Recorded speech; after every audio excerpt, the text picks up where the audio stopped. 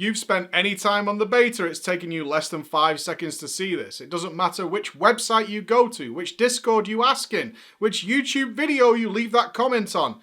The question is loud and clear. What is the best covenant? And nobody's giving any answers. Does that mean they don't know? Let's find out.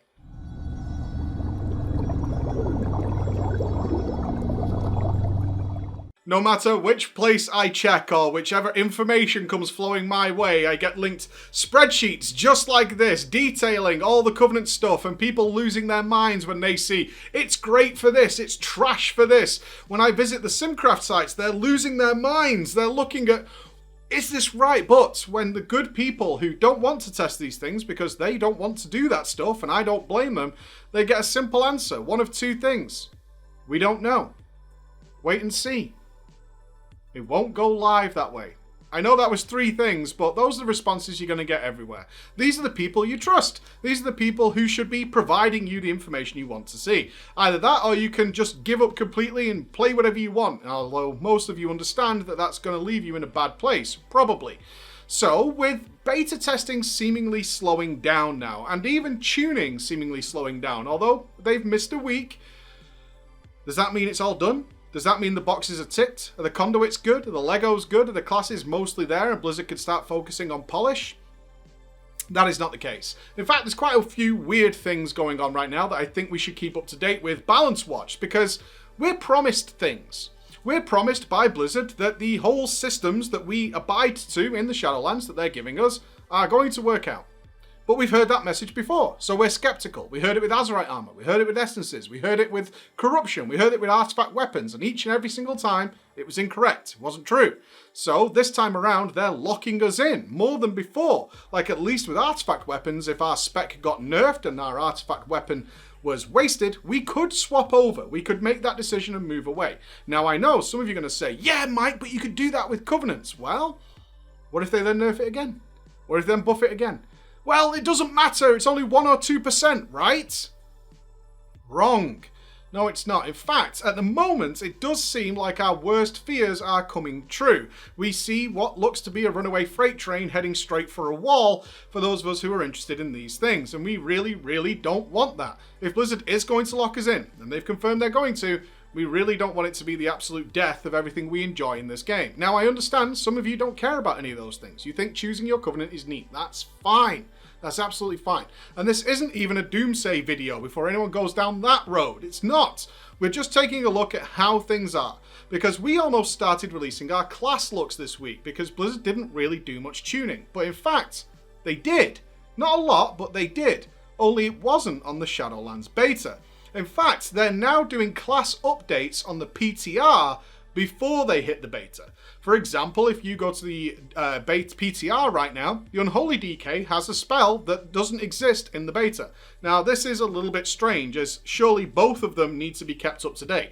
Now, there are pros and cons to what Blizzard is doing. On the pro side, people looking to choose a brand new class, a brand new main, or just to test out their own personal class changes to see if they want to stick with their main, can do so entirely for free on the PTR. They don't need to win a competition or get lucky and be selected for the Shadowlands beta. They can just go to the PTR, which anyone can do, and try those things out right now today.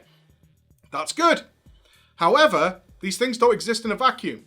They exist within the Shadowlands. So in the Shadowlands, we need to test all these Shadowlands systems. Remember, we're getting new Covenant spells, new Covenant signature spells, we're getting Soulbinds, we're getting Conduits, we're getting legendaries. All these things exist as well. And we need to be able to test them within inside the Shadowlands ecosystem. So it's a little bit disturbing to see that those changes are happening over there, but not happening over here.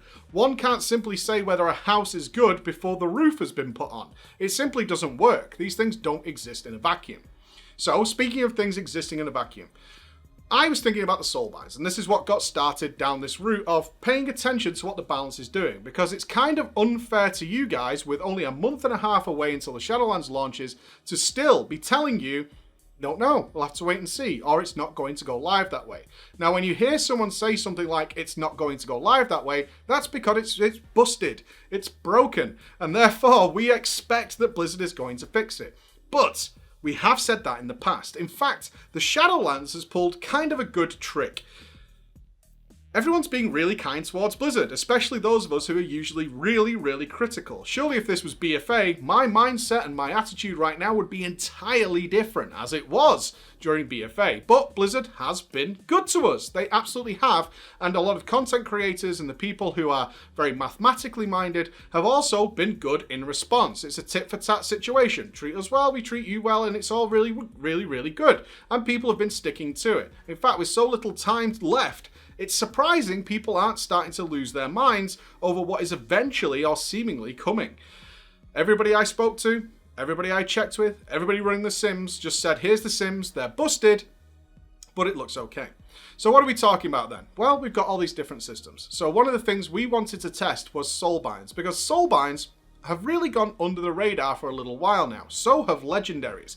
In fact, all of the conversation has been on covenants. Now, of course, I'm partly responsible for that because it really matters to me. So I've made a lot of videos on it, but it doesn't exclude the fact that soulbinds and conduits and legendaries also exist. So we internally started our testing. So we thought, we'll check the soulbinds out because Blizzard's really not touched them. I want you to appreciate how hard it is for Blizzard to use the soulbinds as tuning knobs. Remember, when you choose a covenant, you get 3 soulbinds, and those 3 soulbinds need to do a lot of work.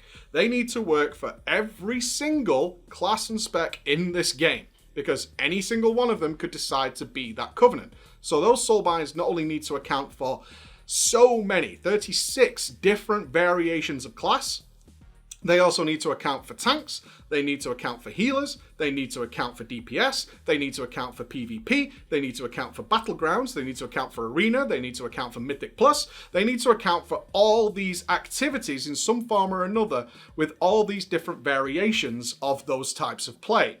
Is that possible? Of course not. It's absolutely not possible, and Blizzard has acknowledged that. It's not going to be perfectly balanced, but our goal is to get it pretty close. So our question was simple. All right, what about the soulbinds? Have you managed that? The answer is no. The answer is no, depending on which class you spec. We started out with a couple of warriors, and the methodology here is really awkward, and we recognize that entirely. So before a lot of the very empirical-minded of you come at us, we understand it's not the ideal test, but it's the best we can do. We took a few warriors, we made them all the exact same gear using the honor vendor and using base gear to see whether gear scaling was going to be a factor, and we went and attacked some training dummies just using different soulbinds. We then mixed it up. Let's add some conduits in, see if that works. Let's use our covenant spells, see if that works. Let's then up our gear to 190 from the 138 we start with. Remember, raid gear is going to be 200 plus, so this gives us a fair shout of gear scaling and how the soulbinds affected them. What do we find? Well, at least a 13 to 15% discrepancy, and it rises with more gear, because some of these buffs in the soulbinds, without going too deep, because it would take about an hour to go through all the soulbinds, have percentage increases to various stats, which means it affects classes and specs entirely differently. Sometimes you get a verse buff, sometimes you get mastery buffs, sometimes you get critical strike buffs, sometimes you get haste buffs. All these things are stuff that affects classes very, very differently. So when people say things like, oh, this is the tuning knobs, well, think about this for a minute. Don't worry about the numbers too much. They're not balanced. Okay, let's think about this for a minute. If you're a class that is very, very good with haste, a haste soulbind is pretty good for you.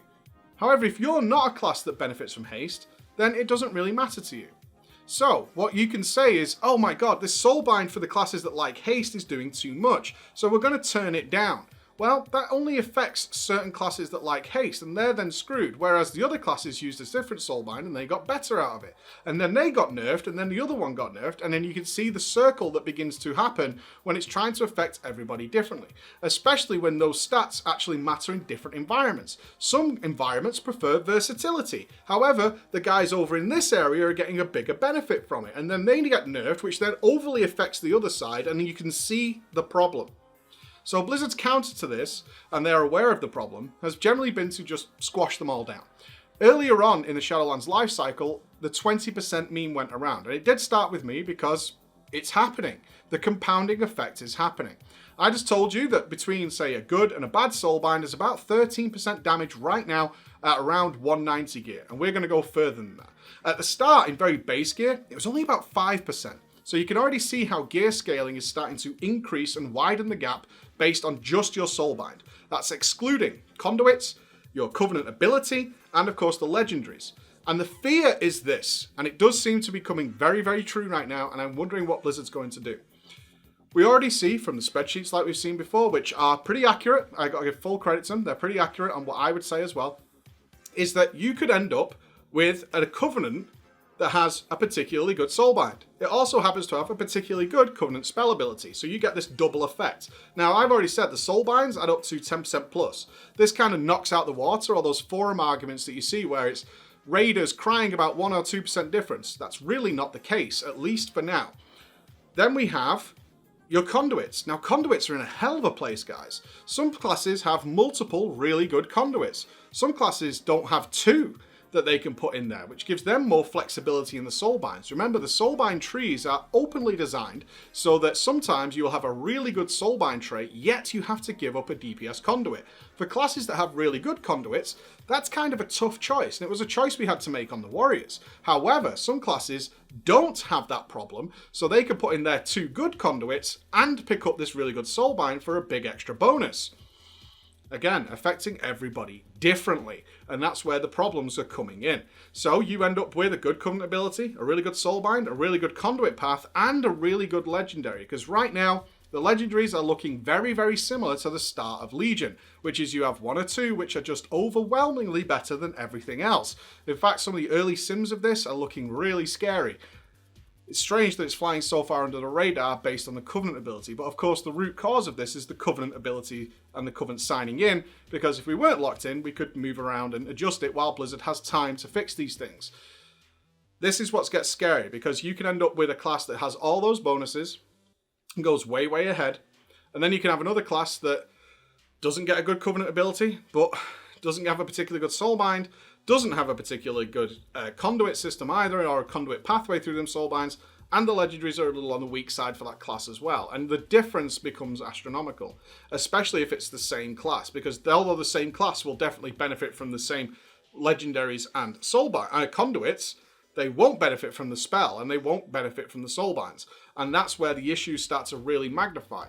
We put our warriors side by side, just whacking away across different covenants, and the difference was there already. And it grew as soon as we started adding more gear, and as soon as we started hitting harder, you could see the difference growing further and further apart. And this is not good. I hope Blizzard can fix this. What I want you to know is that we're keeping an eye on this. This needs sorting. We can't have upwards of a 20% difference because one warrior went one way and one warrior went another way. That's too much. It's way too much. Not angry, because there's still time to fix this, but it needs sorting.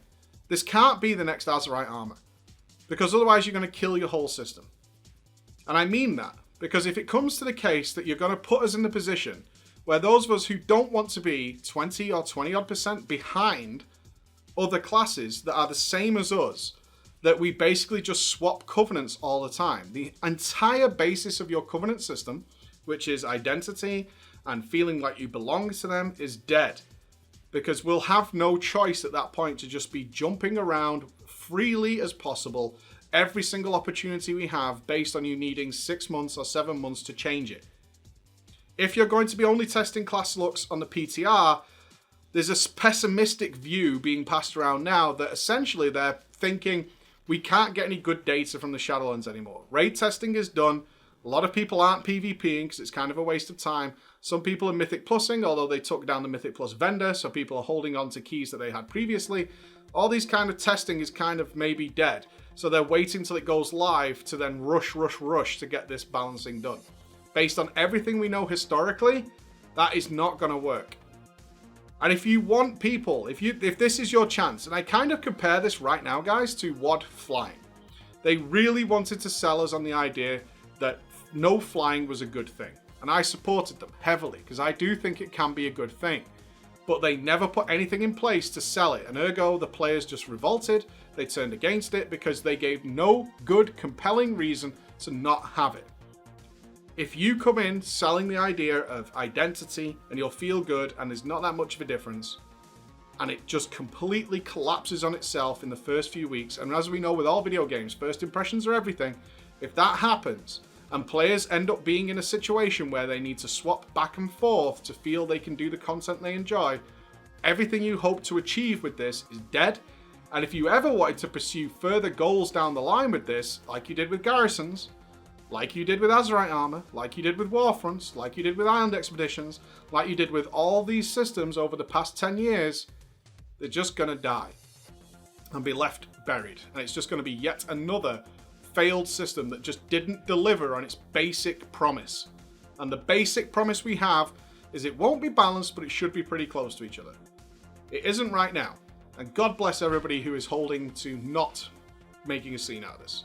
Thank you so much for listening, guys, and I will see you again soon. Bye-bye.